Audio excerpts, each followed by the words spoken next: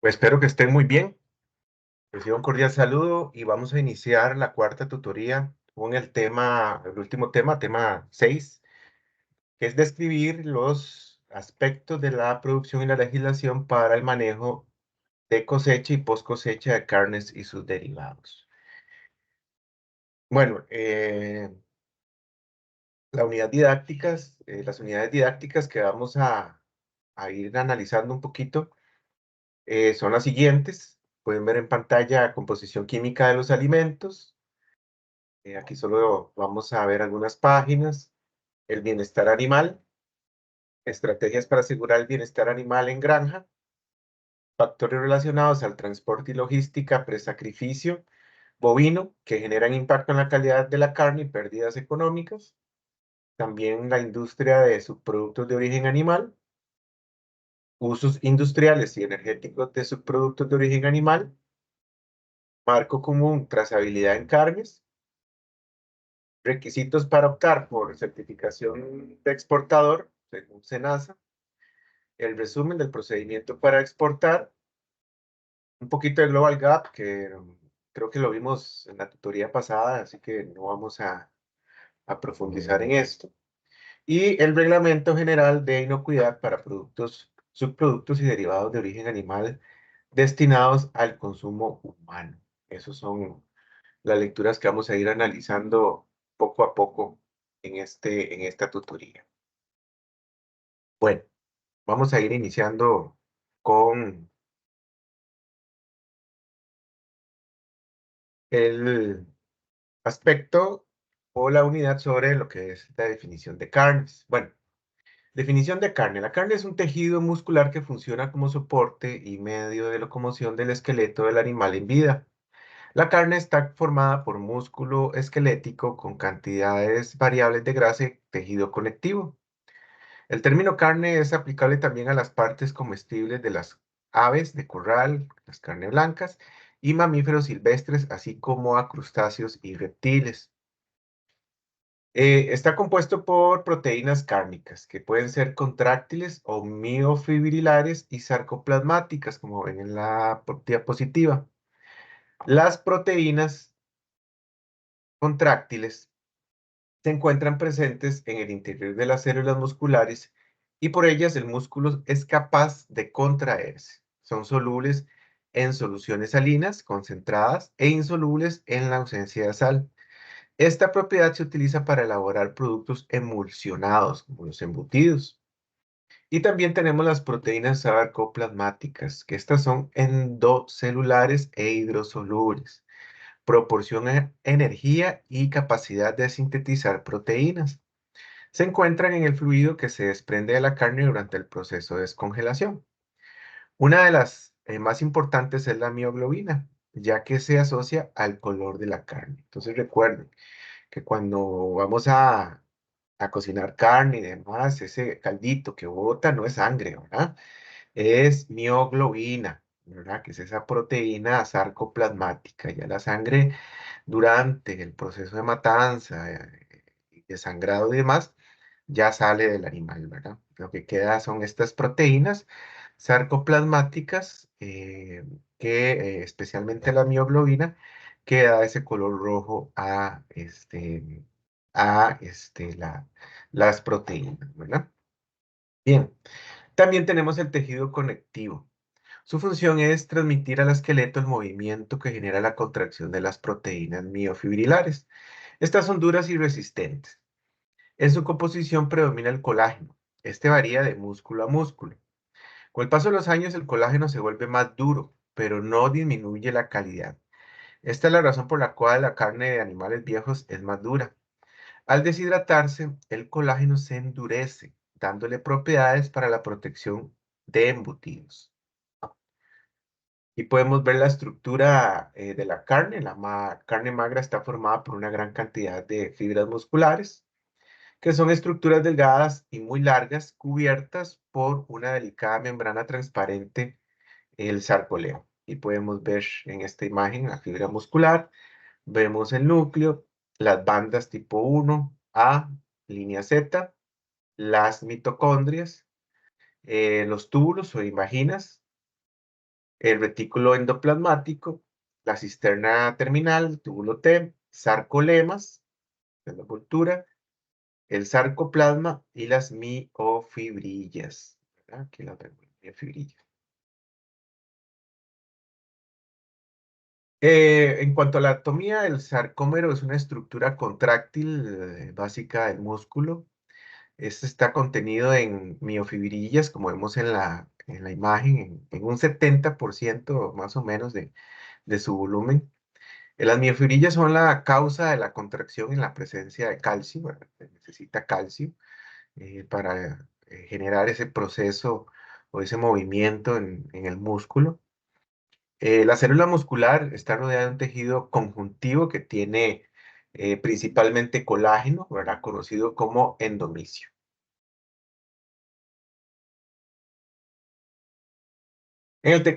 Con respecto al tejido conectivo, las fibras musculares, los huesos y la grasa de la carne se mantienen en su lugar por el tejido conectivo. El tejido conectivo colágeno se encuentra en los tendones, que une el músculo del hueso en la piel, en los huesos y en las dentinas, perdón, de los dientes. La grasa es otro componente de la carne. Es el componente más variable de las carnes procesadas. Afecta directamente al sabor, la textura, la vida útil y el beneficio. Los lípidos más abundantes son los triglicéridos. La energía mecánica derivada del proceso de picado, útero, el emulsor, como se conoce esa operación, la grasa de cerdo es más susceptible a oxidarse que la de vacuno u ovino. Esta oxidación también se conoce como rancidez oxidativa en las grasas. Los aceleradores de la rancidez pueden ser variables como las altas temperaturas, la microbiología, especialmente las bacterias, los metales, metales pesados, el sodio, etc. Se utilizan en la industria alimentaria antioxidantes para evitar el proceso de oxidación de las grasas, como el anosol hidroxibutilato, el BHA y el galato de propilo. La carne después del sacrificio post-mortem experimenta ciertas modificaciones. Cuando se produce la muerte, se rompe el equilibrio dinámico entre el músculo vivo, por lo que se producen cambios biofísico-químicos. El primero es la rigidez cadavérica o rigor mortis. Es la última reacción vital de los músculos que mueren y en el que aparecen rígidos e inflexibles. Y los miembros apendiculares no consienten el encogimiento pasivo. Este rigor mortis es un signo reconocible de muerte, bueno, ahí viene del latín mortis, que es causado por un cambio químico en los músculos que causa un estado de rigidez e inflexibilidad en las extremidades y una dificultad para mover o manipular el cadáver. A una temperatura normal, el rigor mortis suele aparecer a las 3 o 4 horas después de la muerte clínica y el rigor suele tener un efecto completo sobre las 12 horas de muerte del animal. ¿Cuáles son las características principales del rigor mortis? Bueno, hay un descenso del pH de 7.3 a 5.4 generalmente. Hay una disminución de la capacidad fijadora del agua. Hay una disminución de la resistencia eléctrica y aumento de la aptitud para curado. También una alteración del color de la carne y hay una disminución del ATP. También hay una maduración de la carne en relación a la modificación que experimenta la carne después del sacrificio. La carne madura. Este proceso es un estado en el que la carne adquiere un olor y un sabor aromático, ligeramente ácido. Se reblandece y se torna jugoso. Hay una desaparición de la rigidez cadavérica o rigor mortis y hay un ablandamiento de la carne. ¿Qué características principales tiene esta maduración o esta etapa de maduración de la carne? Bueno, primero hay un aumento del pH entre 5.4, que estaba el rigor mortis, a 6. Y hay un aumento de la capacidad fijadora del agua. Lo más importante en la maduración de la carne es la relación de pH y temperatura del canal. Según el tiempo que tarde en disminuir el pH, tendremos tres tipos de carne. La carne normal, la carne PSE y la carne DFD. La carne PSE, por sus siglas en inglés de Pallid, Soft and Exudative, que es pálida, suave y exudativa, y la carne DFD, por sus siglas en inglés de Dark, Firm and Dry, que es oscura, firme y seca. ¿Ok? Vamos a ir explicando cada una. Carne normal. Carne PSE.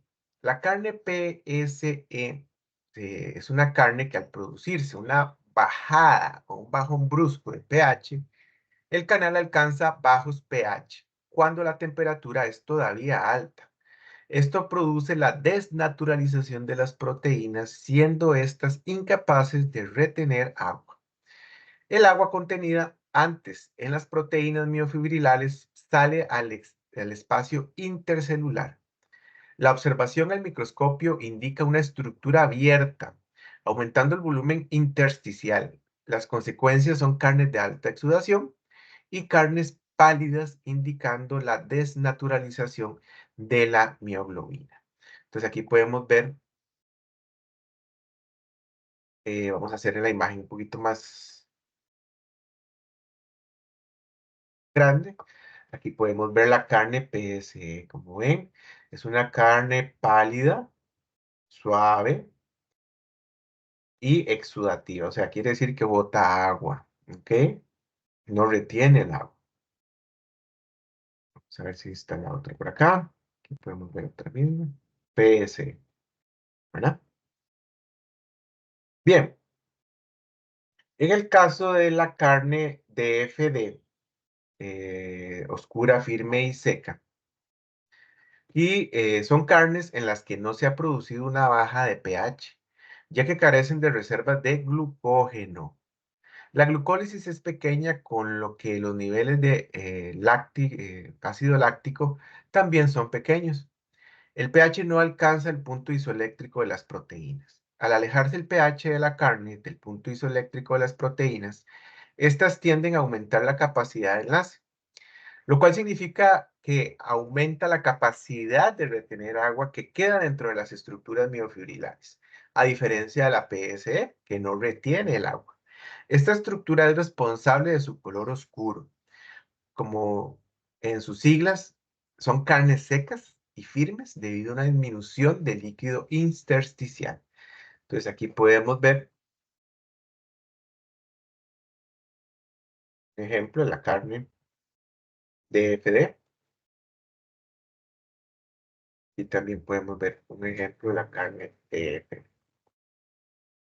Bien, las diferencias en el color de la carne se debe a los dos grupos de músculos de los cuales puede provenir, los blancos o los rojos, que tienen ese tono de acuerdo a las diferentes concentraciones de mioglobina que contienen, que es aproximadamente igual a 3/4 partes del pigmento total de la carne roja, ya que el resto es hemoglobina de la sangre. La res contiene más mioglobina que la ternera y el cerdo. Los músculos más ejercitados tienden a tener un color más profundo. En ocasiones ocurren cambios inesperados en el color de la carne fresca, especialmente es notorio en la carne de res. Esto se debe a un cambio en la estructura de la mioglobina. Aquí podemos ver la molécula de mioglobina. Las moléculas de la mioglobina y la hemoglobina contienen el compuesto porfinírico de hierro denominado Heme. El Heme está formado por 4 grupos pirrólicos unidos para formar un anillo porfirínico, como se muestra en la figura. Podemos verlo por acá. Pueden ver la molécula de hierro. Esta es la molécula. Aquí podemos ver los tipos de carne. Aquí vemos la producción de oxiomoglobina, que hace color rojo vivo. más oxidación. Es un color más oscuro eh, de oximioglobina, que es un rojo púrpura, más oxidación y reducción. Y el metamioglobina, un rojo pardo. Pues aquí lo vemos. Color rojo brillante mioglobina. Por acá. Este de aquí que les acabo de mostrar. Este que está por acá. Este color se debe a la combinación de la mioglobina que se oxida rápidamente con el oxígeno. ¿Ok? Entonces vemos una oxidación acá. El rojo púrpura o mioglobina se reduce, se debe a que el fierro se encuentra, o el hierro, mejor, se encuentra en su forma reducida de F+2. ¿Ah? Y este es el color púrpura, este de acá, el deoximioglobina. Lo tenemos. Aquí se oxida porque hay oxígeno, ¿verdad? Bien. Y el color café o metamioglobina, acá, acá, se produce por un contacto prolongado con oxígeno tomando el color pardo. Aquí lo ven, oxidación, reducción, acá oxidación, y lo ven. Bien, a ver qué venía más por ahí.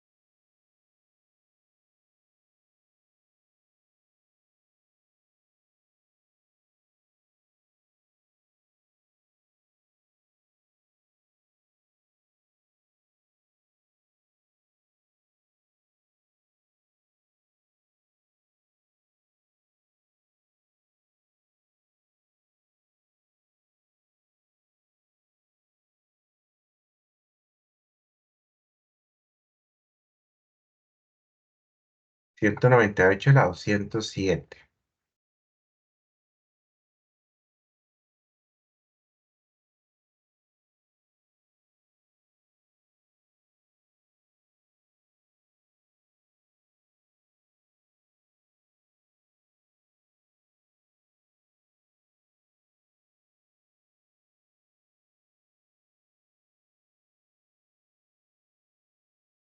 Eh, sí, muy importante para terminar el tema de cambios de color en la carne.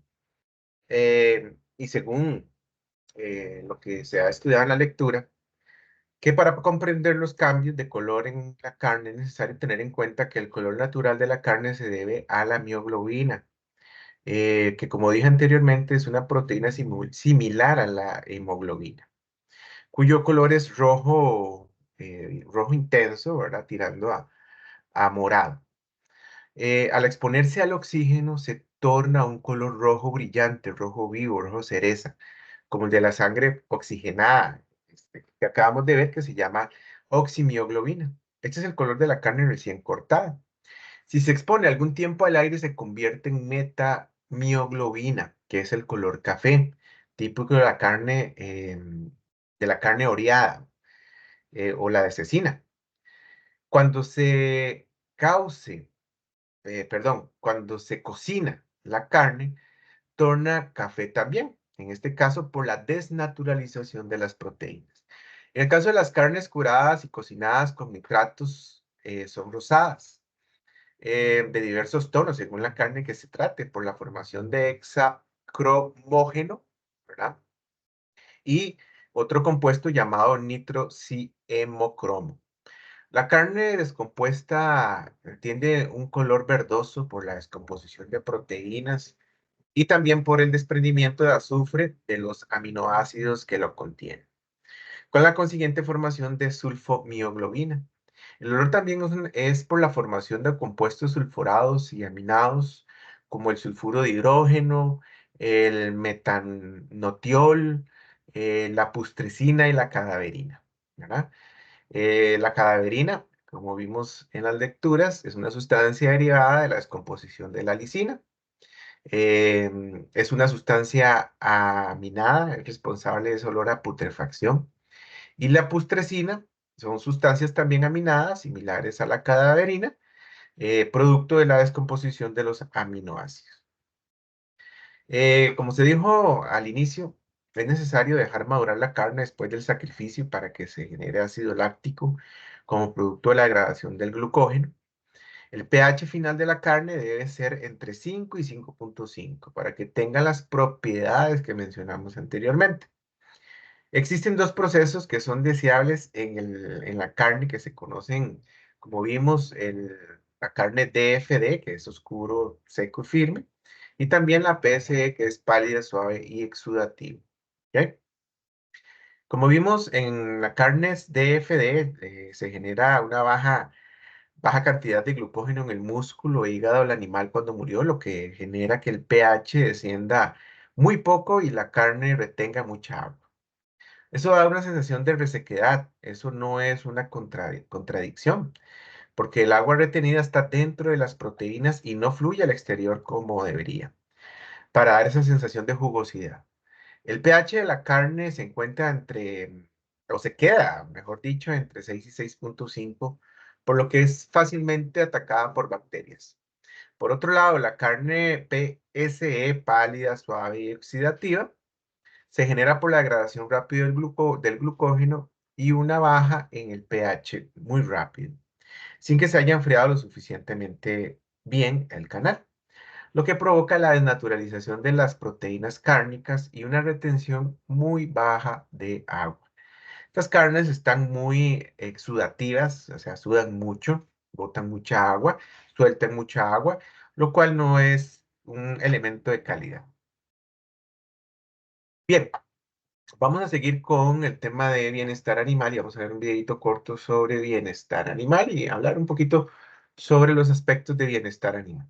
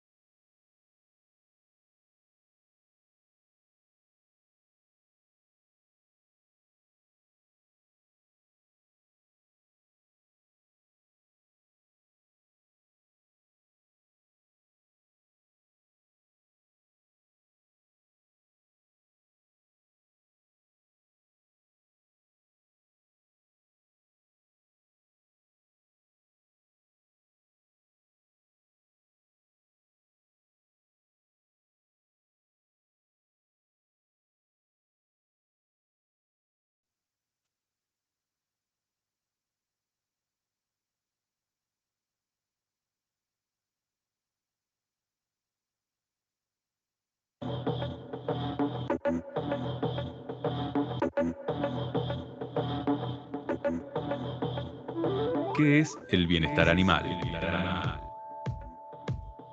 El bienestar animal es un área de estudio compleja y multidisciplinaria en la que intervienen aspectos científicos, éticos, legales, económicos, políticos, culturales, sociales y religiosos. Puede definirse como el estado de un animal en relación a sus intentos por hacer frente al ambiente. Esto significa que las condiciones del ambiente en el que se encuentren los animales influirán directamente en su bienestar a tres niveles: el funcionamiento biológico, el comportamiento, los estados afectivos, confort, placer, satisfacción, sufrimiento, dolor, frustración, etc. La salud animal es un componente esencial del bienestar de los animales, pero no es el único. Las buenas condiciones de bienestar de los animales exigen que se los críe en situaciones de mínimo estrés, dolor o temor, que se les permita satisfacer sus necesidades nutricionales, sanitarias y comportamentales, que se prevengan sus enfermedades y se les administren tratamientos veterinarios apropiados, que se los proteja, maneje y alimente correctamente, que se los manipule y sacrifique de manera compasiva.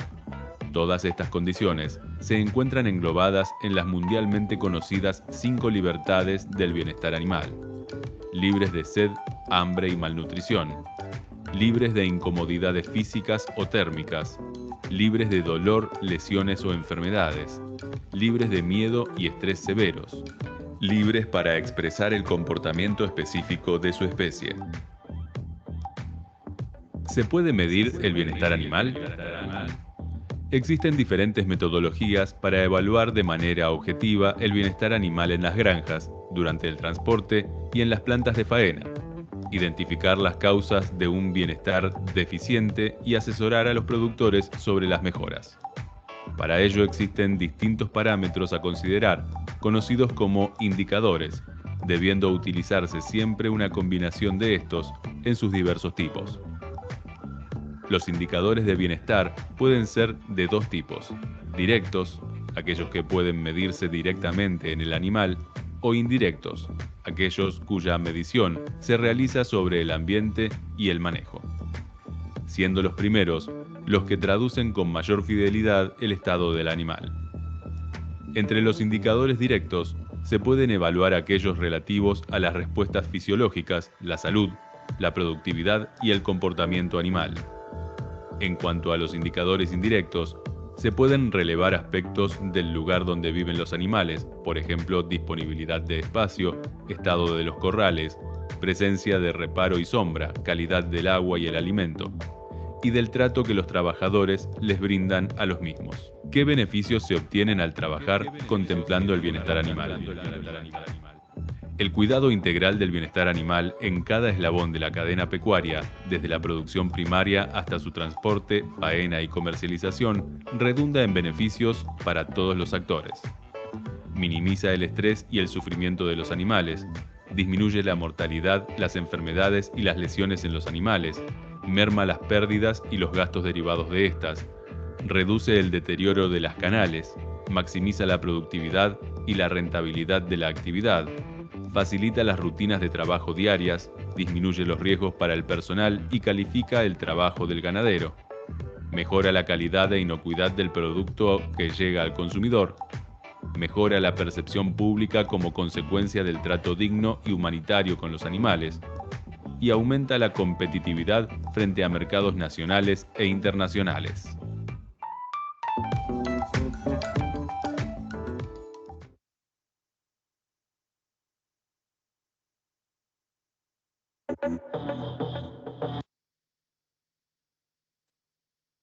Muy bien. Un video pequeñito, pero habla muy bien sobre lo que es bienestar animal. Ahí ustedes pueden ver en pantalla algunos enlaces que no son muy importantes que ustedes los vean sobre indicadores, como vimos, directos e indirectos de bienestar animal. Se titula Indicadores de comportamiento y bienestar animal, parte uno, parte 2, parte 3, parte 4. Sí son muy importantes que los analicen, que los vean. Forma parte del curso, ¿verdad? El tema de bienestar animal, pero no los vamos a ver acá porque es bastante extenso, se nos van las 2 horas. Entonces sí, es material complementario que sería importante, que es importante que ustedes analicen en detalle. Ahí se los dejo para que ustedes, queridos estudiantes, lo vean por aparte. Ok, vamos a ver acá, ahí vamos a ver qué es bienestar animal. Vamos a ir viendo estas lecturas que también son importantes de irlas analizando. Ok, bueno.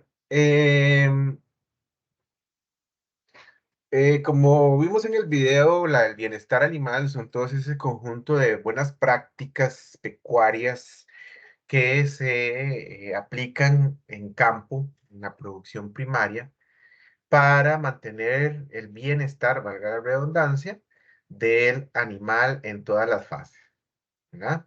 Y mantener la calidad de los productos y la eficiencia productiva. Durante la logística y el transporte de los animales es muy importante el bienestar animal.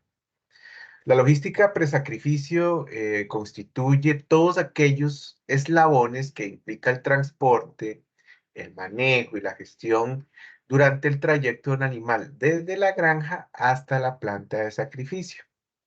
Entonces, el análisis que se debe de realizar durante el transporte y la logística presacrificio es muy importante, ya que hay que analizar todos los factores que se desarrollan o pueden incidir directa o indirectamente en el bienestar de los animales.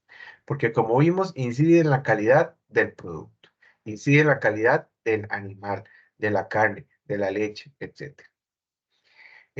Por lo tanto, es necesario desarrollar sistemas de evaluación y toma de decisiones con herramientas y con protocolos que minimicen el costo biológico de la adaptación de los animales a esta logística. Por lo tanto, es posible que el impacto del estrés presacrificio haya sido subestimado en el pasado y que actualmente se deban de tomar control en todas las etapas presacrificio.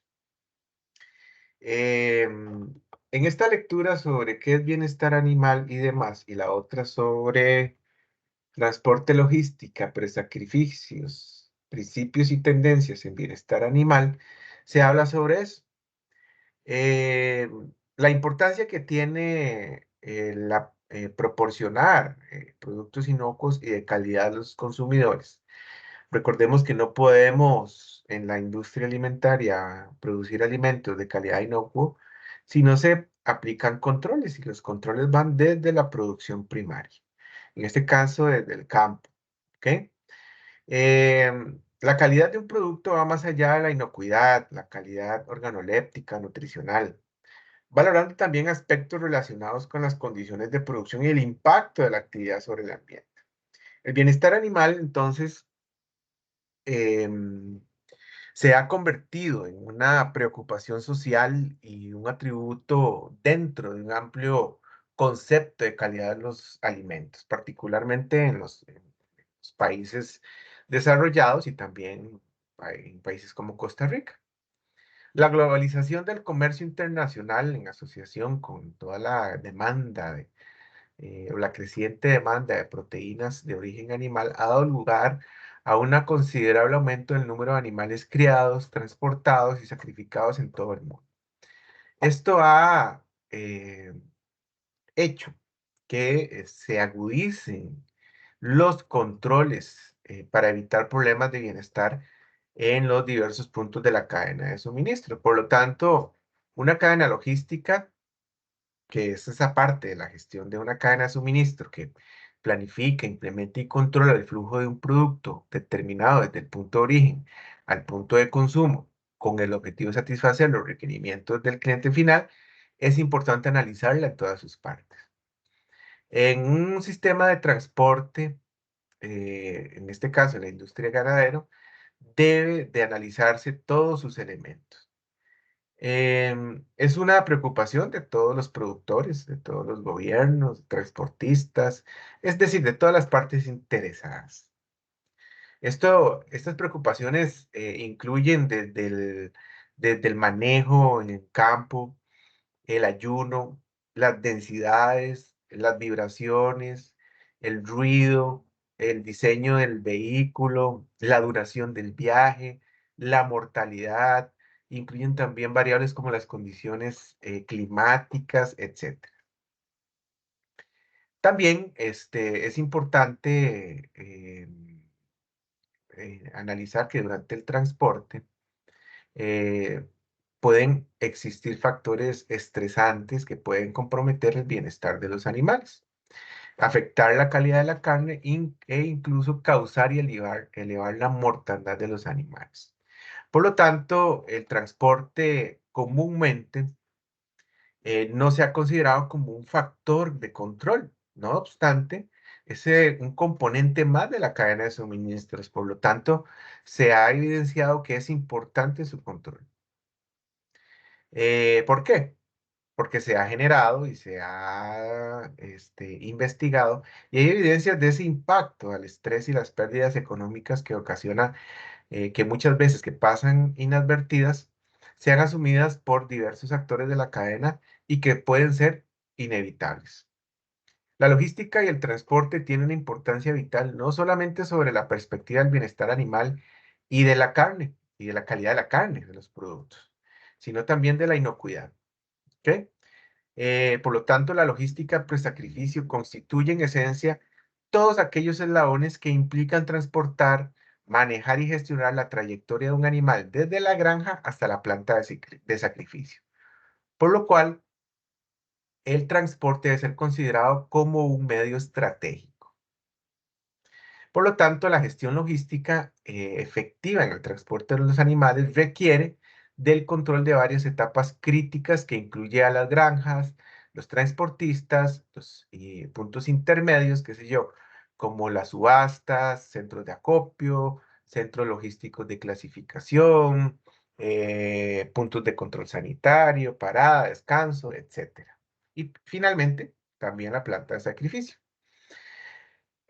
Todas estas operaciones en el proceso son tareas complejas que requieren de comunicación, sincronía y utilización de recursos disponibles para que todos los actores que intervienen en términos de tiempo y frecuencias de entrega con el mínimo costo deben garantizar la calidad del producto.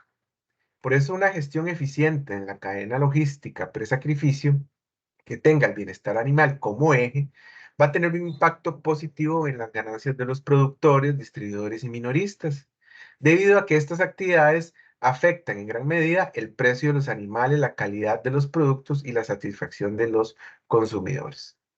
Por lo tanto, el análisis que se debe hacer en la operación de la cadena logística pre-sacrificio incluye muchos elementos, la integración de la cadena, una gestión global de los procesos productivos, un sistema de trazabilidad bidireccional que sea capaz de identificar puntos críticos y establecer protocolos de actuación en los eslabones participantes. Una cadena de industria cárnica implica la cría y engorde, transporte y logística pre-sacrificio, como les decía, también transformación, distribución y venta al menudeo. Por lo tanto, todos los elementos desde esta óptica se harán para controlar que estos puntos desde el origen, transporte, escala, logística y destino final sean controlados. Elementos que se deben de considerar desde operaciones en el punto de origen em, es importante o son importantes.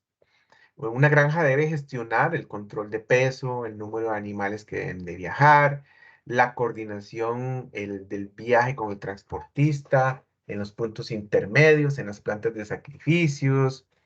También es importante disponer de corrales de precarga con alimento y agua para que los animales que se vayan transportados estén hidratados, tengan su espacio mínimo donde se puedan sentir cómodos.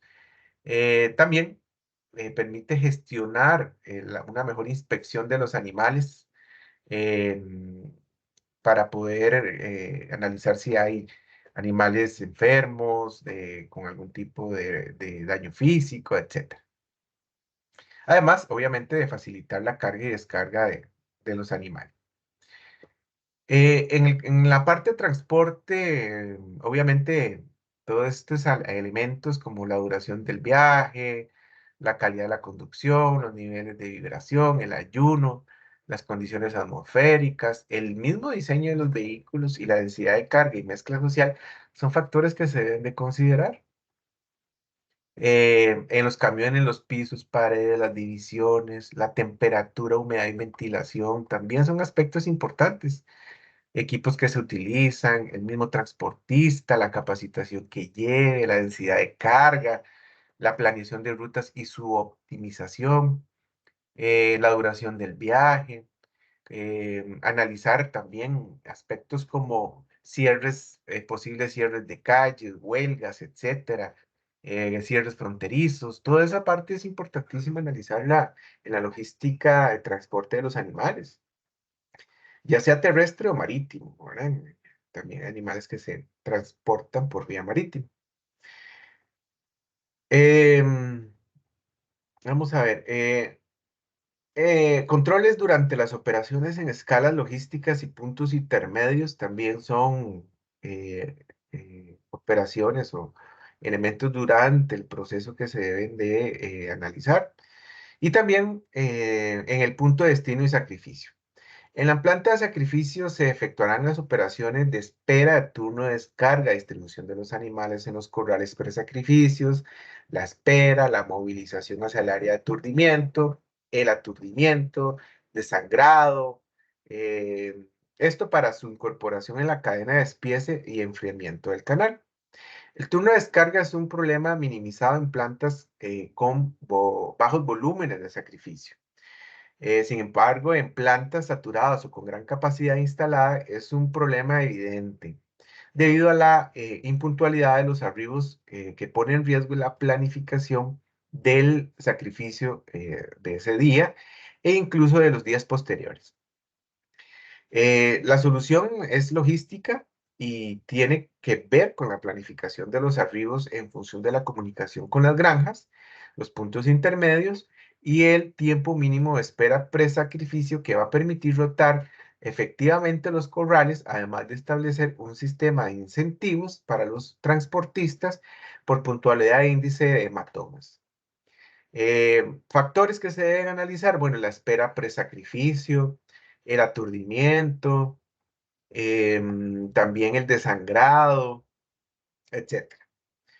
Em, los criterios de primer nivel o más sensibles para cuantificar el bienestar animal son los constantes fisiológicas asociadas a la reactividad emocional, es decir, la tasa cardíaca y la frecuencia respiratoria, también seguidas por los cambios en el comportamiento.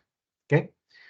Esos son elementos muy importantes e indicadores de bienestar que tienen que ver directamente con la calidad del producto y se pueden establecer como la pérdida de peso vivo, hematomas, morbilidad, mortalidad, calidad del canal y de la carne, generalmente.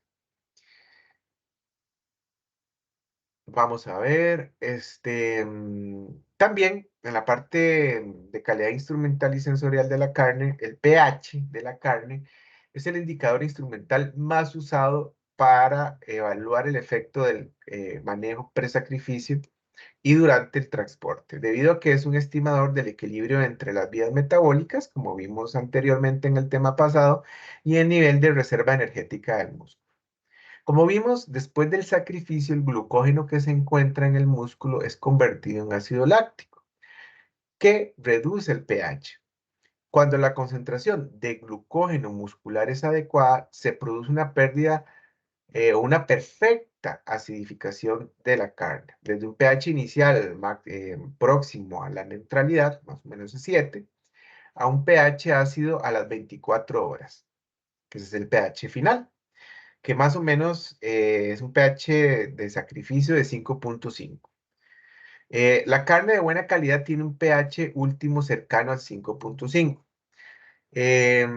Aunque hay evidencias de que los transportes pueden reducir el peso vivo y las reservas de glucógeno, no siempre se ve reflejado en el pH último, normalmente a las 24 horas post-mortem. Quiere decir que la falta de efecto sobre el pH último puede ocurrir cuando el transporte es el estresor ligero y los animales están en condiciones buenas de salud. Em, Me refiero a que la relación entre el contenido inicial en glucógeno del músculo y el pH último es lineal solo con niveles de glucógeno muy bajos, por lo cual los niveles de glucógeno no bajan lo suficiente para tener un efecto sustancial en el pH último. Especialmente cuando los animales son capaces de recobrarse durante el periodo de espera del sacrificio. También, como vimos en el tema pasado, el color y la apariencia de la carne también son indicadores de importancia de calidad. Obviamente que los consumidores y los clientes van a analizar para decidir si compran o rechazan la carne. Ahí se pueden o se analizan fenómenos o cambios en la calidad de la carne, como son las carnes DFD y las carnes PSE, ¿verdad? Entonces, esos son también indicadores de calidad. Em,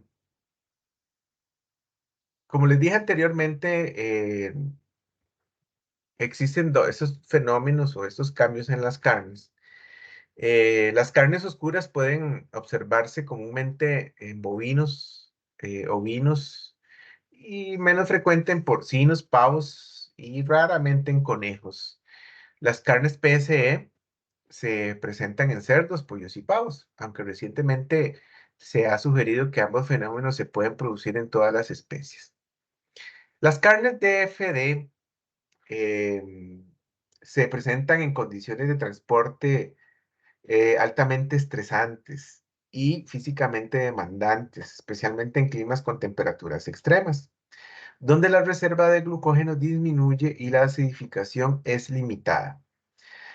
Por lo cual el pH a las 24 horas será mayor a 6, dando como resultado una carne oscura que retiene agua y una textura dura. Este tipo de carnes se distinguen porque sus moléculas han sufrido una serie de cambios moleculares con un predominio de cargas negativas, determinando un mayor grado de repulsión electrostática entre los filamentos de la actina y la miosina. Eso lo vimos en el tema pasado. El fenómeno de PS es causado por factores genéticos, cerdos alotados positivos y condiciones estresantes cercanas al sacrificio, por ejemplo, la mezcla social y el arreo con bastón eléctrico, utilizando el glucógeno muscular para obtener la energía y producir ácido láctico. Como el sacrificio es inmediato, no hay tiempo suficiente para que el músculo elimine el ácido láctico, dando como resultado un descenso rápido del pH muscular tras el sacrificio, con temperatura aún muy elevada en el canal. Esta combinación hacia la naturalización de las proteínas sarcoplasmáticas y miofibrilares a una mayor atracción electrostática se produce por la diferencia entre cargas o de las cargas entre los filamentos de actina y miosina. Queda una carne más con una textura más blanda debido a la pérdida de firmeza, mayor exudación por disminución de la capacidad de retención de agua y una mayor reflexión de la luz por su menor cantidad de mioglobina. Las alteraciones de la calidad instrumental de la carne, ya sea por pH, color, retención de agua y textura, suelen influir en las propiedades organolépticas de la carne. Entonces, sí es importante considerarlas, puesto que existen generalmente dos tipos de pruebas para valorar la calidad organoléptica de la carne, una dirigida hacia el producto y la otra al consumidor. En las pruebas orientadas generalmente hacia el producto se emplean métodos de paneles de expertos con instrumentos de medición de sabor, textura y jugosidad, entre otros. Bien, bueno, ustedes complementen con las lecturas y estos videos que les acabo de pasar, todos estos indicadores importantes sobre bienestar animal que inciden directamente en la carne. Es una tendencia actual el aumento de los controles que se deben de generar y los protocolos que minimicen el costo biológico de la adaptación de los animales a la logística presacrificio y el transporte. Es posible que el impacto del estrés presacrificio se haya subestimado en el pasado, sin embargo, es importante que las empresas inviertan en mejoras en asegurar el bienestar de los animales y por lo tanto mejorar las ganancias en la industria. El control de la programación logística es importante analizar todos los factores directos e indirectos que inciden en el bienestar animal. Y también importante informar a los consumidores, ¿verdad? Y advertir a la industria de la carne que el valor ético de un producto es un elemento de creciente importancia económica y son oportunidades para mejorar la comercialización de los productos de origen animal. Vamos a continuar. Esto ya lo hablé.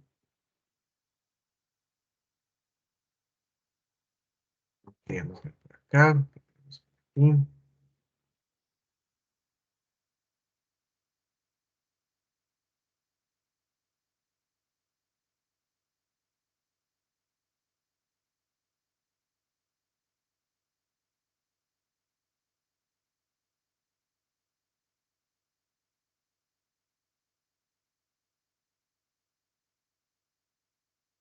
vamos a ver. Ah, viene aquí la parte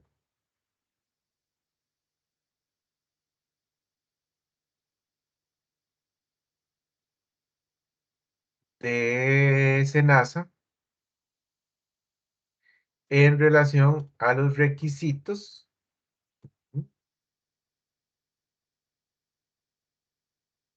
Vamos a hacerlo un poquito más grande.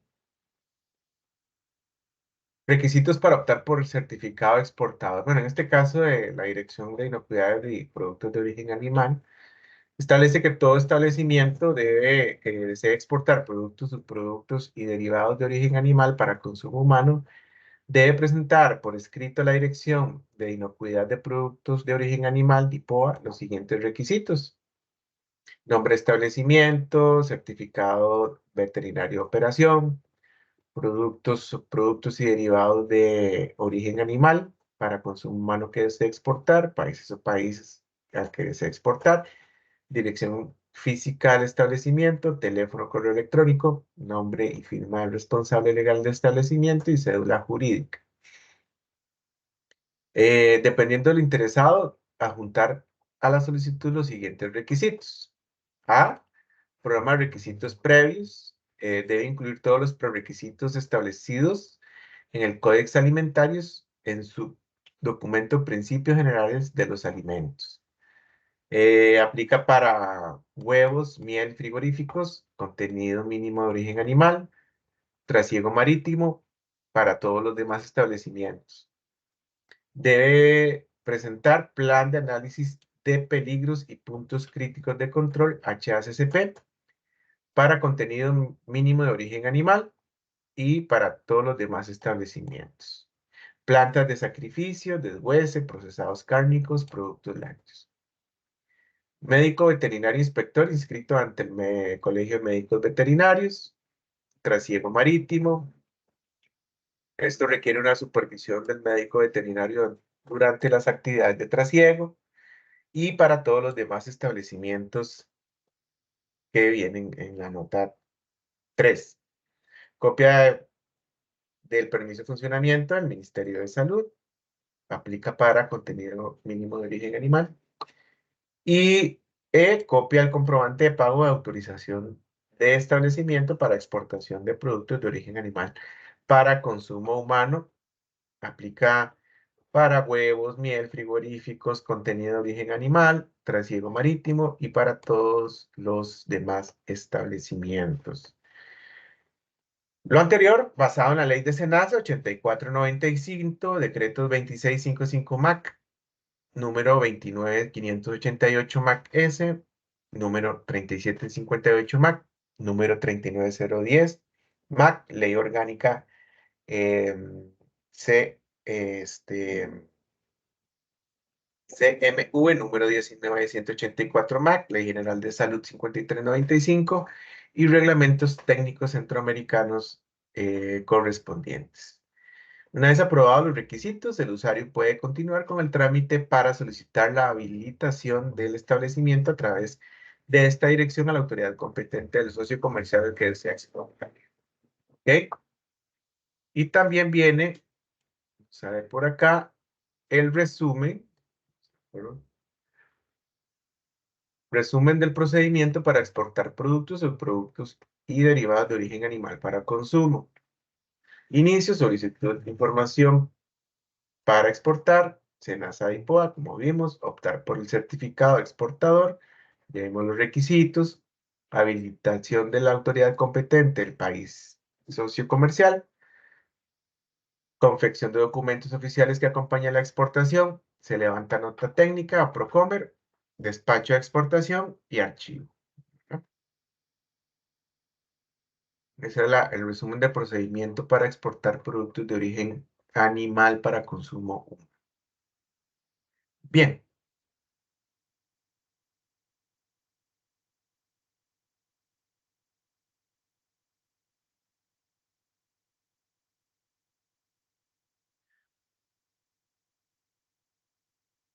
Ok, vamos a ver por acá.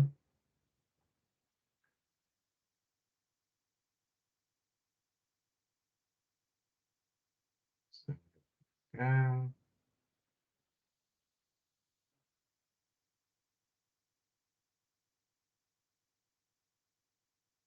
vamos a ver un videito para entrar al tema de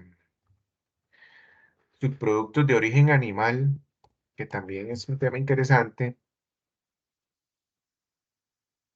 viendo aspectos sobre el uso y valor agregado que se le puede dar a los subproductos de origen animal y que son muy importantes para todas estas tendencias en cuanto a la economía circular y el uso de la reutilización de subproductos que se les puede dar un valor agregado a los productos o subproductos obtenidos en la industria animal. Entonces sí es importante que veamos un poquito sobre estas tendencias que a nivel mundial se están desarrollando. Entonces vamos a ver un video. Ya lo voy a...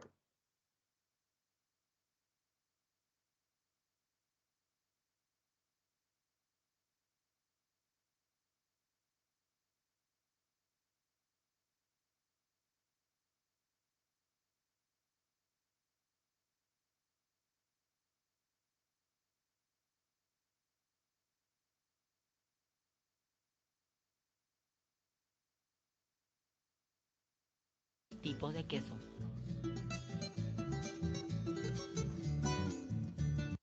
Los recipientes. Mediante cortes que se realizan y exportarios expedidos de contaminación, proceso de curtido, contribuye al fortalecimiento de la inserción.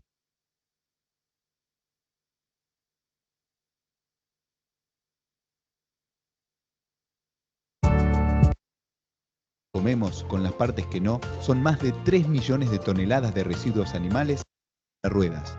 Hoy combinan la tecnología con la investigación para hallar. El reciclaje tiene un impacto, pero ahora hay muchos tratamientos efectivos que cumplen otras opciones para eliminar de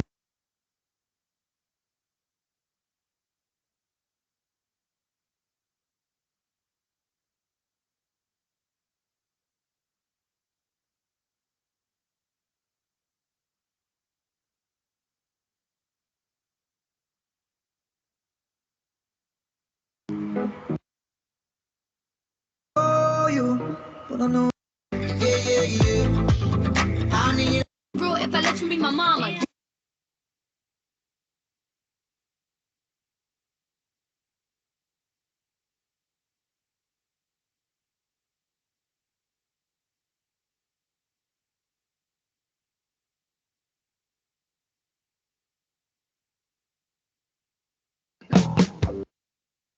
Y una serie de... Viven ustedes con mucha... Ir adaptándose y avanzando.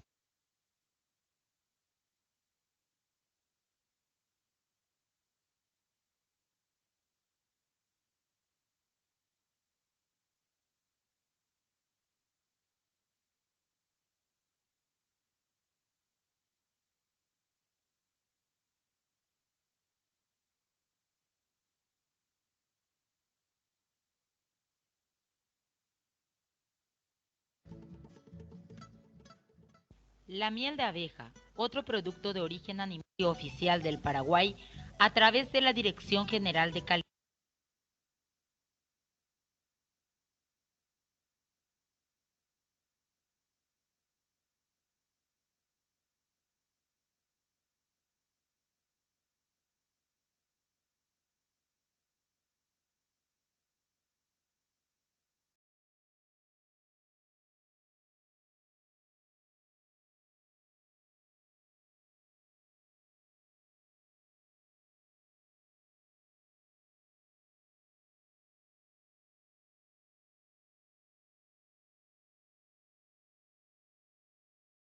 calidad e inocuidad de los productos y subproductos de origen animal.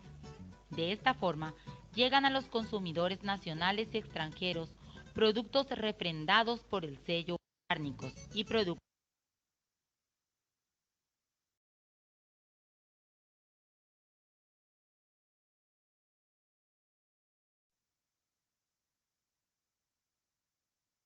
no comestibles, habilitados por SENACSA.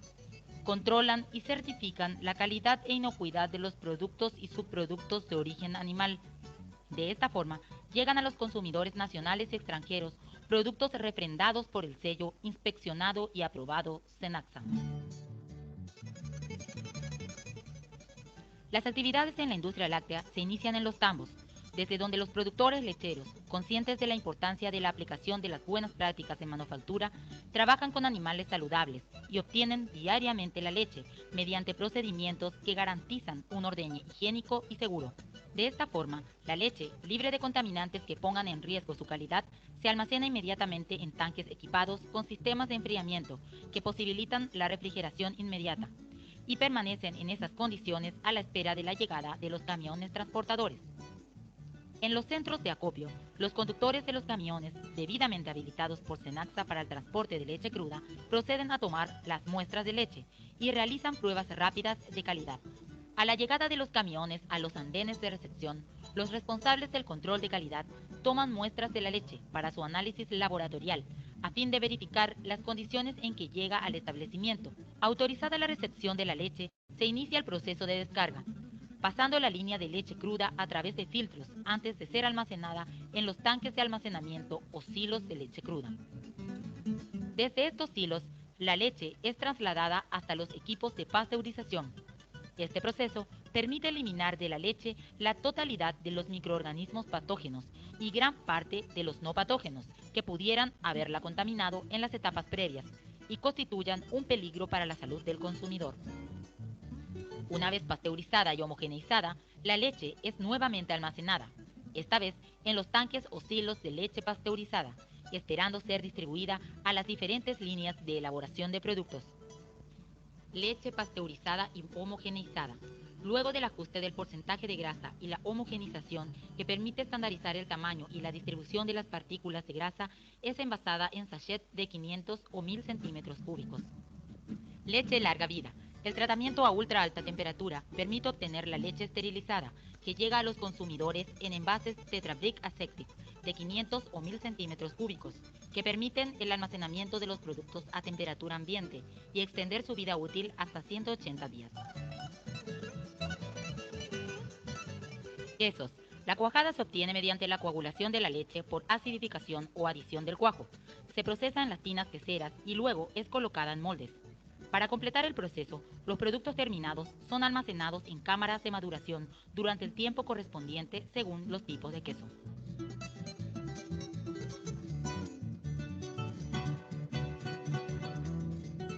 Yogures.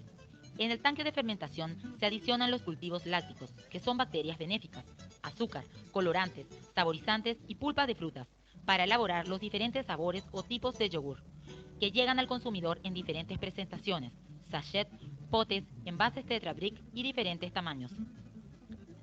Manteca y crema de leche son productos elaborados con la nata de la leche. Dulce de leche, producto de la cocción de la leche con azúcar, envasado en sachet y potes. Otro producto elaborado son los helados. La producción de huevos constituye actualmente un rubro de consumo nacional con proyección de exportación. Como alimento derivado de origen animal, es competencia del SENACSA, a través de la Inspección Veterinaria Oficial, controlar y certificar los procesos de selección y clasificación de este alimento. La producción se inicia en los galpones de postura, donde las gallinas ponedoras de alta calidad genética, en condiciones óptimas de cuidado y alimentación, producen los huevos, que mediante un sistema automatizado son transportados hasta la sala de clasificación. Allí, mediante un sistema de transporte continuo, permite el recorrido a través de las diferentes etapas del proceso de selección y clasificación. La clasificación manual permite separar los huevos rotos, sucios y de cáscara blanca. El lavado y desinfección permite eliminar restos de materia fecal y plumas.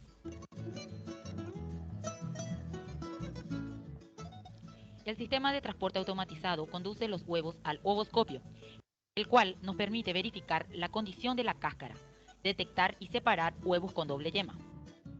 Gracias al proceso totalmente automatizado, los huevos pueden ser clasificados por tamaño y peso con fines comerciales. En una etapa posterior se realiza el empaque. Para ello, los huevos son mecánicamente colocados en posición adecuada en hueveras de cartón que posteriormente se embalan y etiquetan para luego ser distribuidas.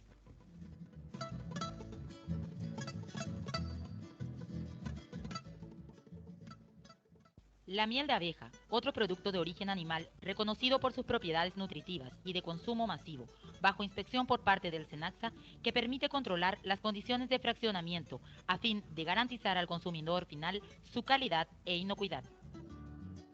El transporte se realiza en tambones herméticamente cerrados para asegurar que la miel no sea contaminada. Luego de la recepción en el establecimiento fraccionador, se realizan los controles que permiten determinar la calidad de la miel mediante el densímetro, que indica su contenido en sólidos. Una vez aceptada, la miel es sometida a 2 procesos de filtración. El primero, previo calentamiento a 45 grados para retirar el sobrenadante de manera manual, y el segundo filtrado, proceso mecánico por el cual la miel es bombeada hasta un filtro y de allí vertida a un nuevo contenedor. Aún tibia, la miel es llevada hasta la sala de envasado, donde según la presentación que se le dará al producto final, se procede a realizar esta operación. Se toman las botellas plásticas y con ayuda del dispensador pulsado por un operario se realiza el llenado de los recipientes, que en un procedimiento posterior es tapado de forma manual con dispositivo de enroscado. El paso siguiente es el etiquetado de los recipientes y el llenado de las cajas que luego formarán el pack.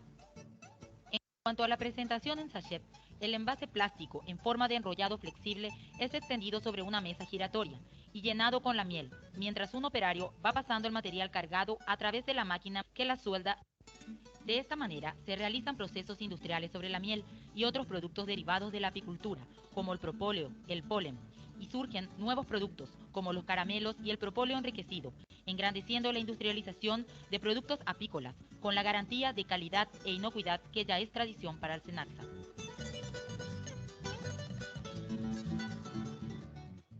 Los productos de la acuicultura y la pesca son también objeto de la fiscalización y control por parte del SENASA. La producción de los alevines, pasando por las etapas de cría y engorde, hasta la edad de faena de los peces, se realiza en condiciones controladas y adecuadas para cada especie en producción.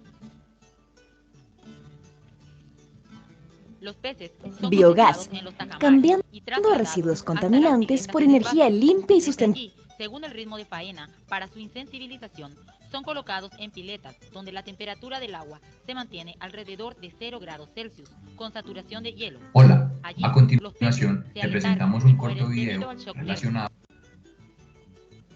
Desde allí, son transportados en canastas plásticas hasta la sala donde los operarios realizan los procedimientos de faena en forma completamente manual. Mediante cortes que se realizan a nivel de las branquias y a lo largo del abdomen, se retiran las vísceras. El retirado de la piel se realiza en 2 etapas.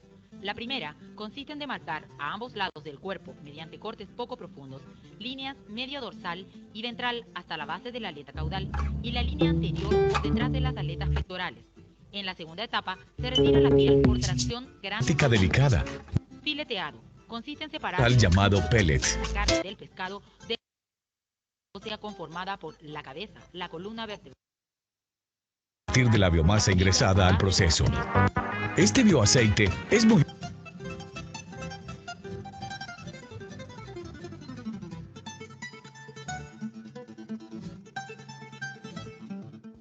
El congelado. La sustentabilidad también es economía. Como cualquier... Andreas nos va a contar cómo lo que descartan los productores de la zona lo mantengan su forma. Una vez congelados, los filetes son pesados, envasados y etiquetados. Los productos terminados son almacenados en cámaras de congelamiento, desde donde son transportados a los centros de comercialización.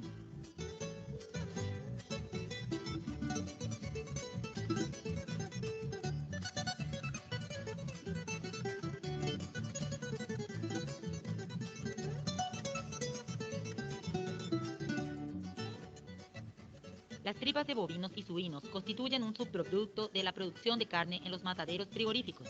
Aquellas que son aptas son procesadas para la producción de materia prima para la elaboración de embutidos, las tripas naturales, que son comercializadas a nivel nacional y exportadas a mercados de alta exigencia como lo es la Unión Europea.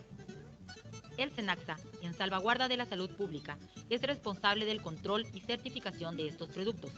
Por ello, los inspectores veterinarios oficiales controlan el cumplimiento de las buenas prácticas de manufactura, de los sistemas de aseguramiento de calidad y de trazabilidad de los productos, en todas las etapas, desde la faena en los mataderos frigoríficos de exportación hasta el embarque de las tripas para su distribución o exportación.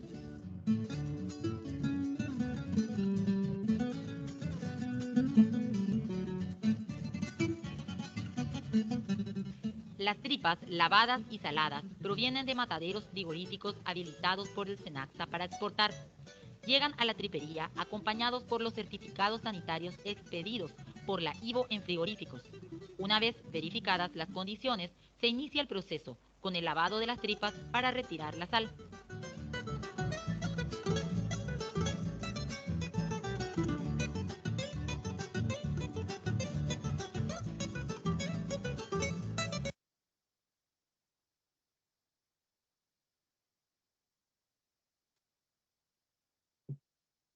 Bien, bueno, en este primer video se analizan diferentes procesos en la elaboración de diferentes alimentos donde se ejemplifican los productos y subproductos utilizados o elaborados a partir de la materia prima inicial. Hay unos subproductos que se conocen como residuos, que es lo que va quedando, lo que no es utilizable para un valor agregado, pero que podría potencialmente generar un riesgo de contaminación y demás, ¿verdad? Si no son debidamente utilizados.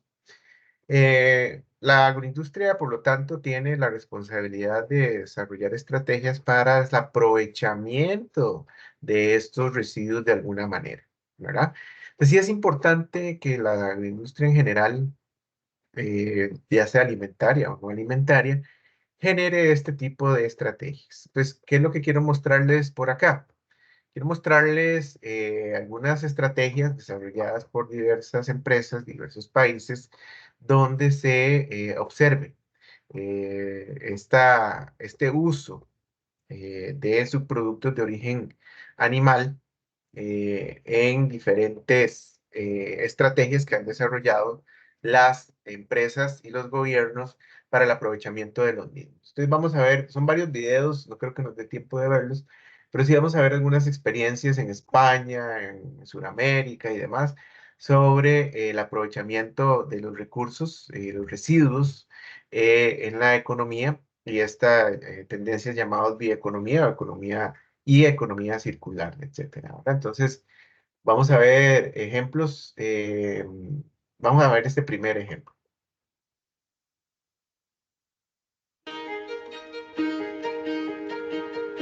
Andalucía cuenta con más de 5.000 empresas del sector agroindustrial. En la zona de Campillos, Málaga, se concentra un elevado número de granjas cuyos residuos ha facilitado la creación de una industria de biogás. Solo en Alemania hay 10.000 plantas de este tipo de energía alternativa. Tenemos que buscar fuentes alternativas y esas fuentes las podemos encontrar en los residuos ganaderos con el alto contenido de metano, con determinados procesos muy tecnificados, donde todavía cabe mucha más innovación para ser más eficiente en estos procesos y obtener energía, que es lo que necesitamos. La biorefinería de proteína es otro sector emergente. A partir de materias primas básicas como el garbanzo o el cereal se obtienen alimentos funcionales. El olivar, junto con frutas y hortalizas, produce el 40% de la biomasa de Andalucía.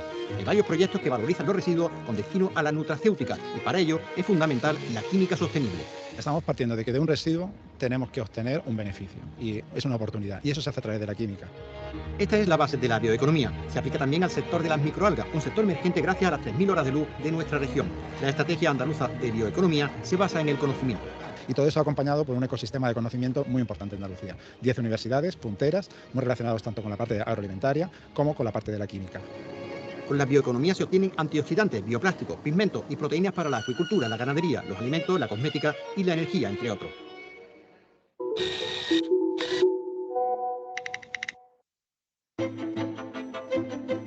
Uno de los ejemplos más completos lo encontramos en la planta de zumos de naranja que el grupo García Carrión tiene en Huelva, a donde nos hemos desplazado. Se nutre en parte de las 1.500 hectáreas de naranjo de su propia finca.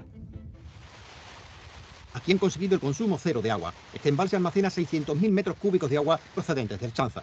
Es utilizada en el proceso industrial de lavado, pero tras eliminar el sodio e incorporar potasa, revierte como alimento enriquecido en el riego de los naranjos.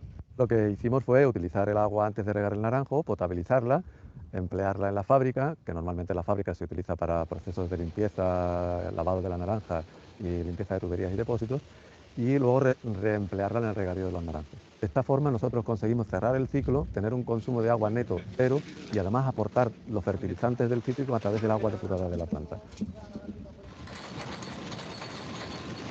Esta planta procesa diariamente 90 camiones de naranjas como este. El 50% de cada naranja se transforma en zumo y el otro 50% es cáscara, unos 200 millones de kilos.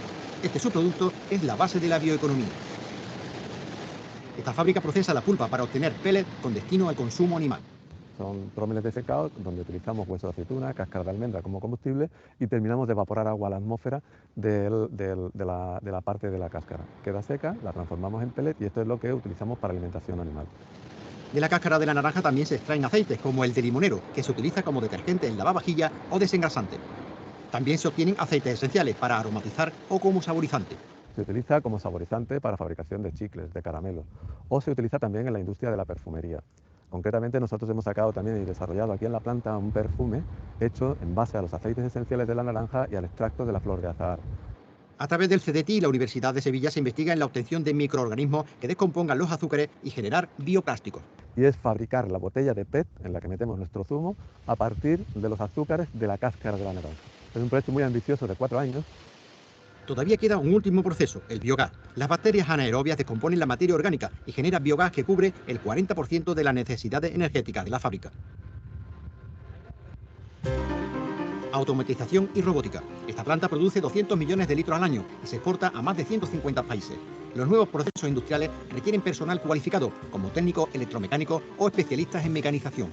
Necesitamos un perfil profesional diferente y hemos tenido que invertir mucho en formación de las personas para obtener la cualificación necesaria que nos permita mantener y conducir estos equipos en automatización.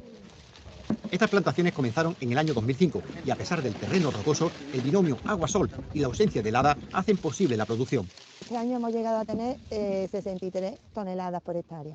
Aquí en la provincia de Huelva tenemos una ventaja que es que no hiela. Aquí tenemos un marco de plantación intensivo de 700 árboles por hectárea y hemos desarrollado un planograma de variedades que abarcan la producción desde prácticamente final de noviembre hasta septiembre. Y eso permite que aquí en Villanueva de los Castillejos y El Almendro acudan a la finca 200 trabajadores durante la recolección. Nuestra comunidad es la cuarta región europea en superficie con más de 3.000 horas de sol al año y con un clima templado que propicia los recursos biológicos. Economía circular, bioeconomía y economía local en una región como la nuestra, donde el 37% de la población vive en el medio rural, apegada a sus tradiciones. Hasta mañana.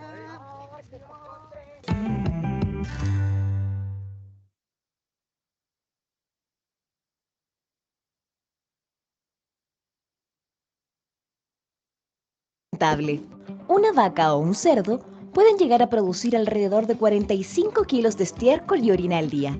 Esta cantidad de desechos atrae roedores, moscas y malos olores que afectan a la comunidad, generan molestias y hasta pueden provocar multas y clausuras. ¿Sabías que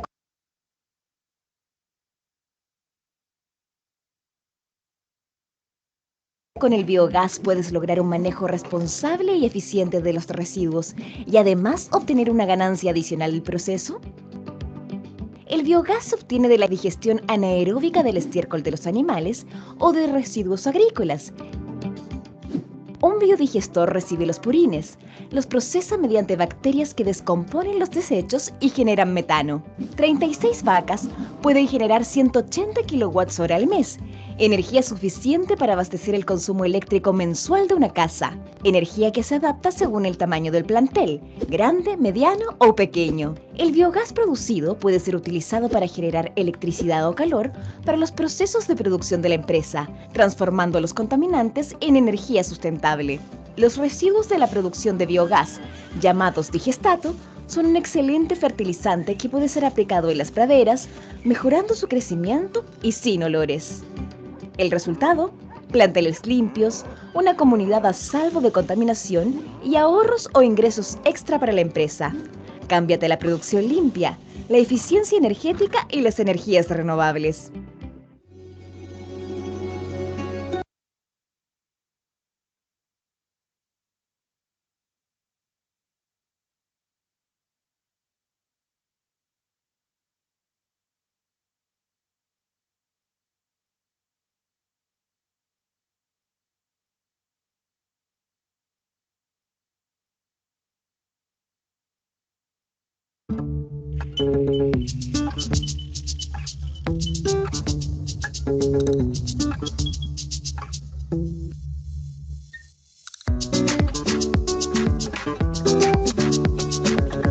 En la actual realidad colombiana y su presente transformación agroindustrial, la generación de desechos en las diferentes etapas de los procesos productivos es una problemática delicada, debido a que no existe una adecuada disposición de los residuos agroindustriales, generando emisiones de gases de efecto invernadero.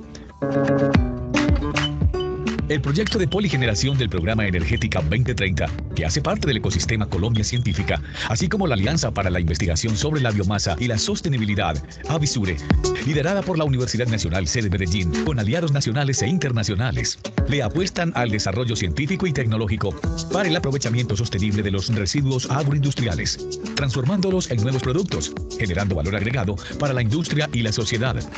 Simultáneamente, se logra la reducción de gases de efecto invernadero y se generan esquemas rentables de economía circular en las regiones.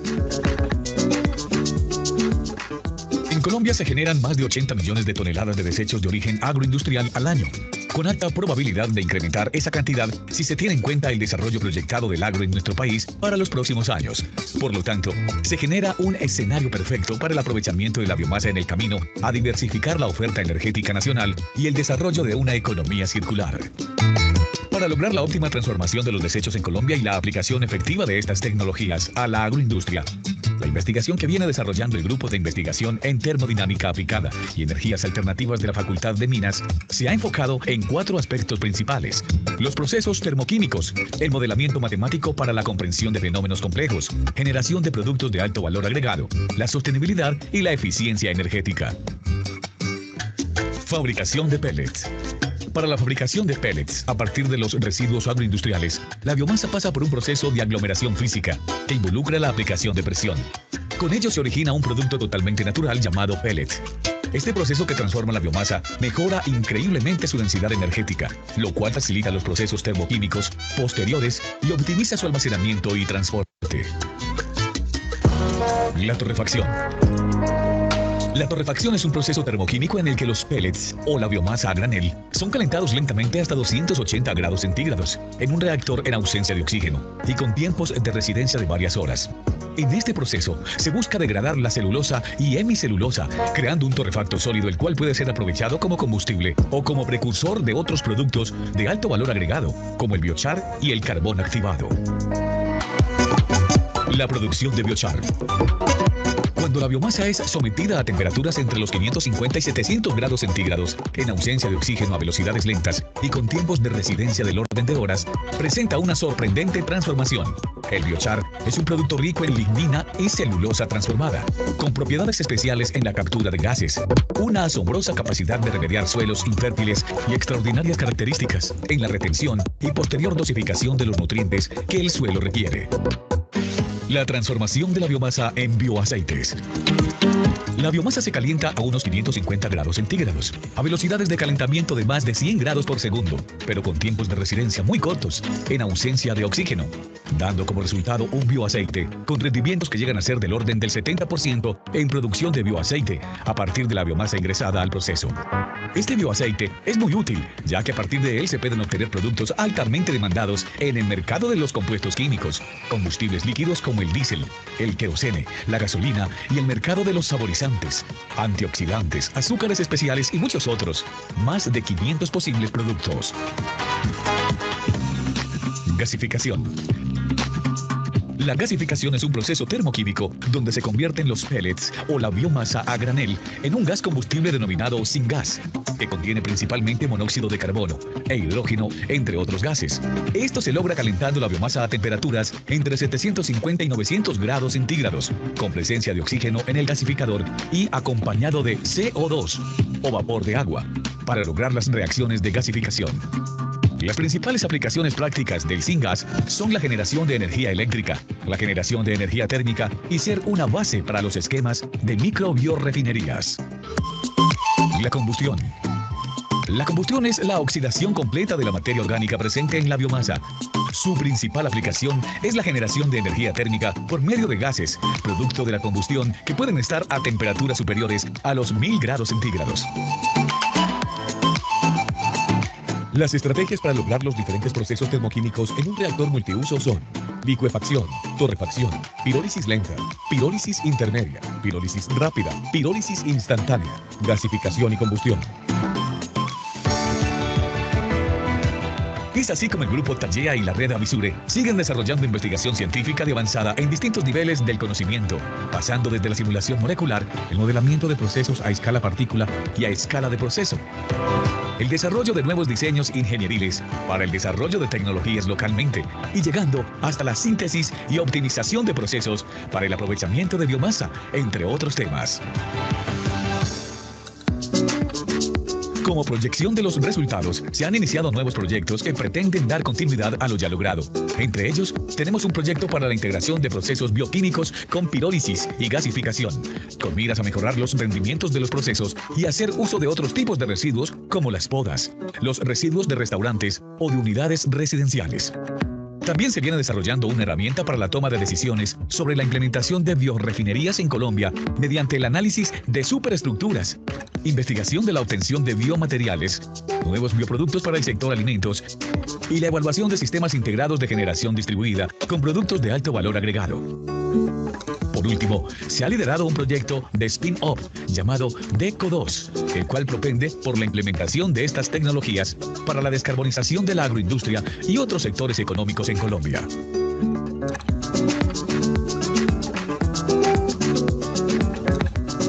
Todos estos elementos apuntan a lograr un mayor desarrollo del país y el aporte al cumplimiento de los objetivos de descarbonización que el país ha firmado, así como un gran aporte a la transición energética en las regiones.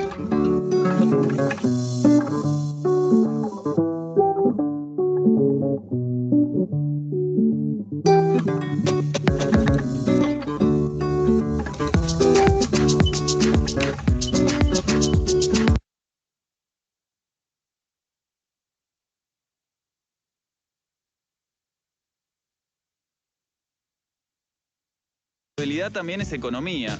Como cualquier desarrollo que quiera tener grandes perspectivas, debe integrar objetivos económicos, sociales y ambientales. En Pergamino, provincia de Buenos Aires, hay una planta que produce energía a partir de desechos orgánicos. Andreas nos va a contar cómo lo que descartan los productores de la zona lo reconvierten en luz para la ciudad.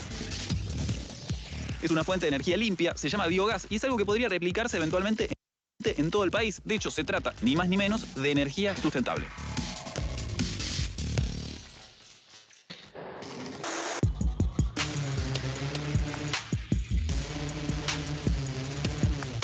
Buenas, ¿cómo va, Andrea? Jason, bienvenido. Muchas gracias. ¿Dónde estamos? Estamos en Pergamino y es acá donde decidimos empezar nuestro emprendimiento. ¿Hace cuánto tiempo? Nosotros empezamos hace 2 años a recorrer la zona y encontramos la oportunidad que era una gran producción de biomasa, de residuos de biomasa. ¿Qué es la biomasa? La biomasa es residuos de procesos industriales que son residuos vegetales o animales. En el caso nuestro, identificamos que había una gran cantidad de estos residuos que te permitían emprender un proyecto. Eso nos dio el marco y empezamos a trabajar sobre esto y terminó en lo que ves acá, que es una planta de biogás en pleno proceso de producción de esta electricidad de fuentes renovables.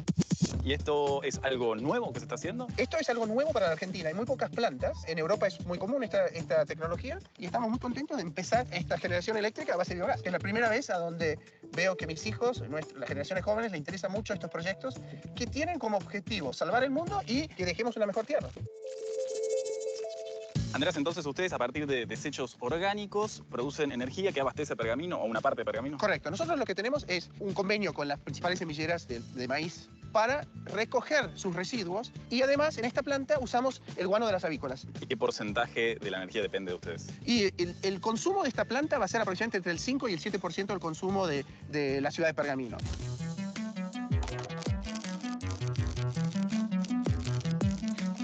¿Y esto es el marlo, Andrés?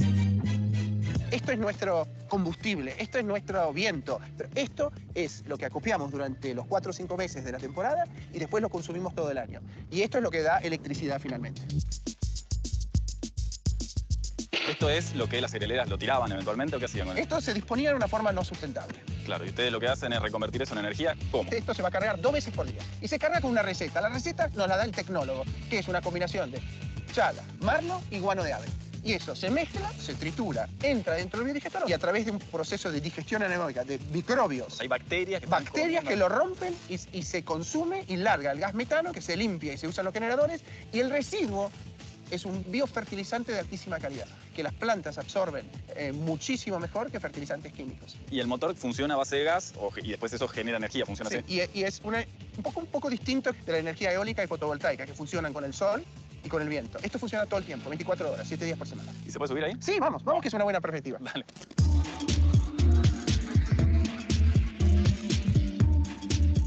Andrés, ¿y esto es entonces el marlo? Este es el marlo. Este claramente no pasó la inspección de la semillera porque tiene mucha semilla, que además tiene mucha más carga energética. O sea, esto para ustedes es bueno. Esto es muy bueno para nosotros, pero digamos, el objetivo es el marlo. Esto es lo que tiran las semilleras que nosotros transformamos en energía. ¿Y el biogás se puede producir con cualquier desecho orgánico? Es muy flexible la tecnología.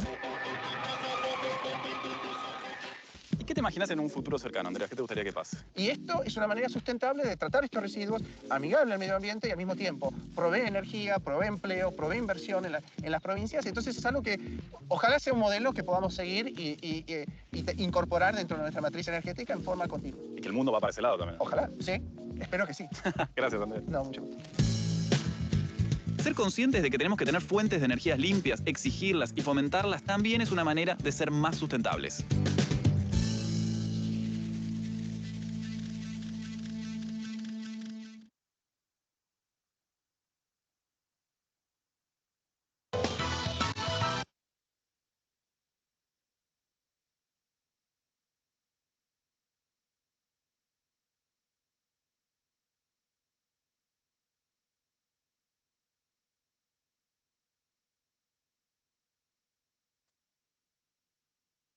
Bien, esta serie de videos cortos que ustedes vieron resumen mucho lo que las lecturas venían sobre el, el uso que se le puede dar a los subproductos agroindustriales de desecho. Es una tarea que en nuestro sector costarricense debemos adaptar y desarrollar este tipo de estrategias para mitigar ese impacto que la agroindustria tiene en el ambiente, ¿verdad? Como vimos, un aprovechamiento, un valor agregado a los subproductos de desecho, que no solamente esto, existen otros que ustedes pueden ver en las lecturas atinentes al contenido del curso y que se pueden generar ideas a partir de todas estas experiencias que también pueden buscar en YouTube y demás. Otras experiencias que en otros países y otras personas y empresas han desarrollado y que aquí podemos adaptar, como les dije anteriormente. Bien, vamos a continuar con el Reglamento General de Inocuidad para productos, subproductos y derivados de origen animal destinados para consumo humano. Vamos a ir viendo un resumencito de los artículos que son importantes y que debemos conocer. Vamos a ir analizando desde el artículo 5 y subsiguientes. El artículo 5 establece que solo se permitirá la comercialización de productos que sean inocuos. Un producto se considerará no inocuo si es perjudicial para la salud o esté adulterado. Se aplicará el principio precautorio para determinar la inocuidad de un producto. Artículo 6. Para determinar si un producto de origen animal es inocuo, se debe considerar el uso que se le dará a los consumidores y la información disponible para ellos, incluida la etiqueta y la fecha de caducidad. Artículo 7. Para evaluar si un producto es nocivo, se considerarán los posibles efectos inmediatos y a largo plazo en la salud del consumidor y sus descendientes, la acumulación de efectos tóxicos y la sensibilidad de ciertos grupos de consumidores. Artículo 8. Si se determina que parte de un lote de producto no es seguro o inocuo, se considerará que todo el lote es igual, a menos que una evaluación específica indique lo contrario. Artículo 9. Cumplir con disposiciones específicas de la legislación no impide que SENASA tome medidas para restringir la comercialización de un producto si éste no es considerado inocuo. Artículo 10. Todos los productos deben estar etiquetados o identificados para facilitar su rastreabilidad, especificando si son frescos, congelados o descongelados. Artículo 11. Los productos descongelados no serán considerados como frescos y deben ser etiquetados adecuadamente, especificando su nueva vida útil. No pueden ser congelados de nuevo, excepto si se usan como materia prima en procesos industrializados. Artículo 12. Los establecimientos deben mantener las condiciones sanitarias necesarias para asegurar la inocuidad de los productos, siguiendo la regulación y los procedimientos establecidos por SENASA. Artículo 13. Las gerencias y personal técnico de empresas alimentarias deben asegurarse de que en todas las etapas de producción se cumplan los requisitos legales nacionales para garantizar productos inocuos. Artículo 14. Si un responsable de empresa alimentaria sospecha que un producto no cumple con los requisitos de inocuidad, debe informar inmediatamente a SENASA y proceder a su retiro del mercado. Artículo 15. SENASA verificará el cumplimiento de la legislación sobre productos de origen animal en todas las etapas de producción, almacenamiento y distribución. Artículo 16. Es deber de los consumidores seguir las instrucciones de manipulación e higiene para los productos alimentarios. Artículo 17. La rastreabilidad de los productos debe asegurarse en todas las etapas de la cadena de producción alimentaria. Artículo 18. Los establecimientos deben poder identificar a todos los proveedores de alimentos, materias primas o animales destinados a la producción de alimentos. Artículo 19. Las empresas alimentarias deben aplicar sistemas de rastreabilidad en todas las etapas de producción supervisados por SENASA. Artículo 20. Las empresas alimentarias deben proporcionar información detallada sobre los productos, incluyendo descripción, volumen, nombre y dirección del procesador, fecha de producción y vencimiento, lote e insumos utilizados. Artículo 20. Los establecimientos serán clasificados como grandes, medianos o pequeños según la guía de clasificación emitida por SENASA. Artículo 20. Según su clasificación, los establecimientos deben cumplir con requisitos específicos para el otorgamiento del certificado veterinario de operación, CVO, incluyendo la implementación del sistema APPCC o HACCP. Artículo 23. Se establecen las condiciones generales que los establecimientos deben cumplir, siguiendo las regulaciones nacionales e internacionales y las normas Codex, para asegurar la inocuidad de los alimentos. Artículo 24. El personal en contacto directo con productos de origen animal deben recibir capacitación permanente para prevenir la contaminación de los alimentos. Artículo 25. Los programas sanitarios deben ser evaluados y verificados por el responsable técnico del establecimiento, siguiendo lo establecido en el reglamento. Artículo 26. Los agentes químicos deben usarse de manera que no adulteren el producto ni generen condiciones contaminantes. Artículo 27. El responsable técnico debe verificar la implementación y cumplimiento del sistema APPCC, incluyendo supervisión, verificación y medidas correctivas. Artículo 28. Los establecimientos estarán sujetos a auditoría, inspección y control de sistemas APPCC por parte de SENASA. Artículo 29. Los establecimientos deben proporcionar a SENASA los materiales e insumos necesarios para la inspección y control de los procesos productivos. Artículo 30.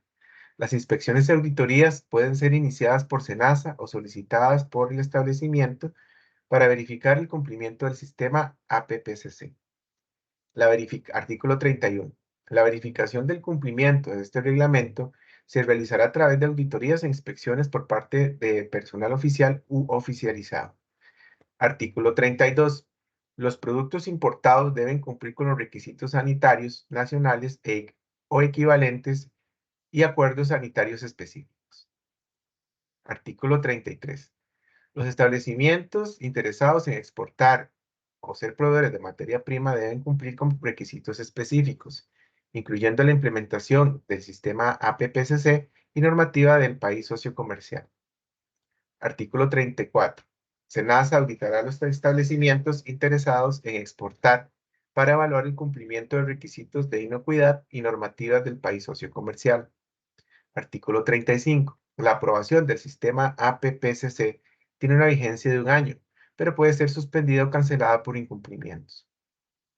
Artículo 36. Los establecimientos exportadores deben renovar anualmente su registro de exportador y cumplir con la reevaluación del sistema APPCC.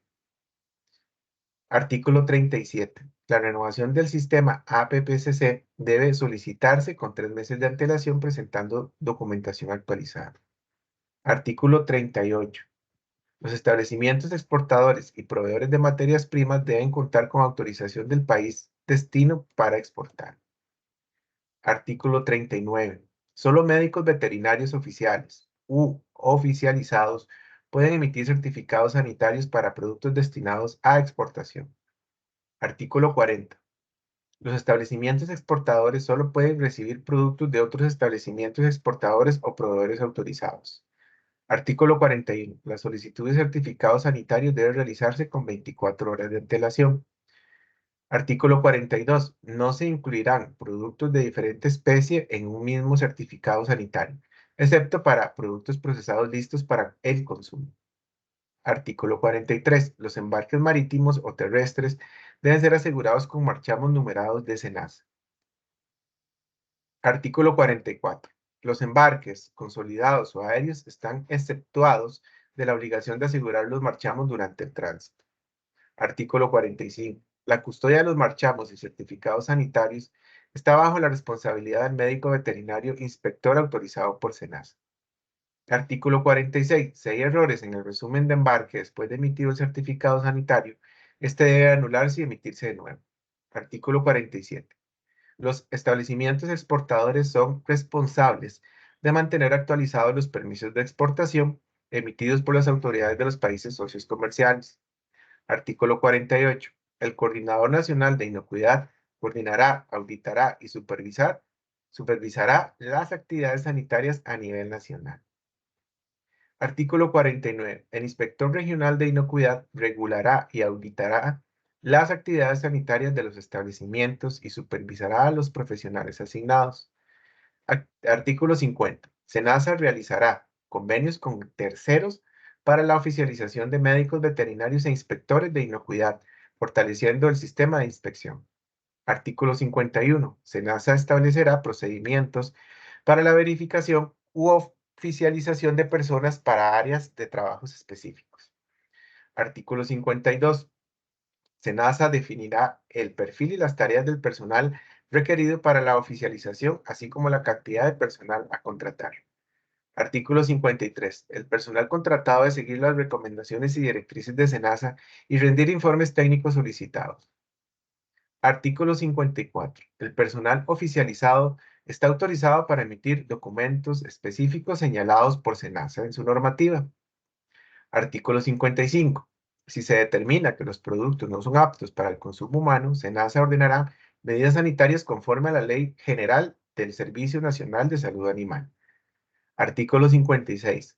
Los productos vencidos no se considerarán aptos para consumo humano, pero el SENASA puede autorizar el uso para consumo animal bajo análisis específicos. Artículo 57. Cuando exista sospecha de riesgo para la salud humana por un producto, SENASA informará al público sobre el riesgo y las medidas adoptadas para mitigarlo. Artículo 58. Los incumplimientos a este reglamento serán sancionados por SENASA según la gravedad de la falta, conforme a la Ley General del Servicio Nacional de Salud Animal. Artículo 59. Las sanciones pueden aplicarse independientemente de acciones civiles o penales contra quienes incurran en faltas. Artículo 60. SENASA aplicará medidas sanitarias y sancionatorias en caso de incumplimiento de los requisitos y condiciones establecidas en este reglamento.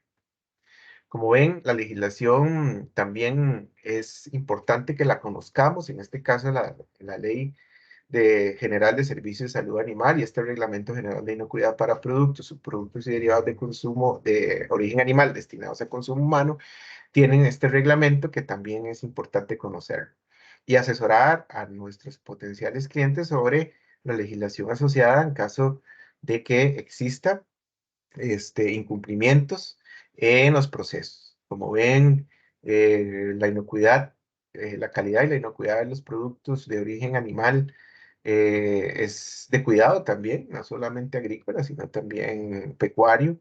Por lo tanto, están también eh, bajo la legislación nacional en esta materia.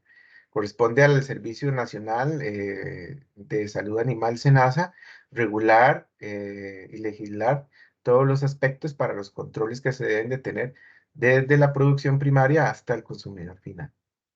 Agradezco mucho que hayan escuchado esta tutoría y si tienen alguna duda en relación a este tema, por favor, me la pueden hacer llegar por medio de la plataforma.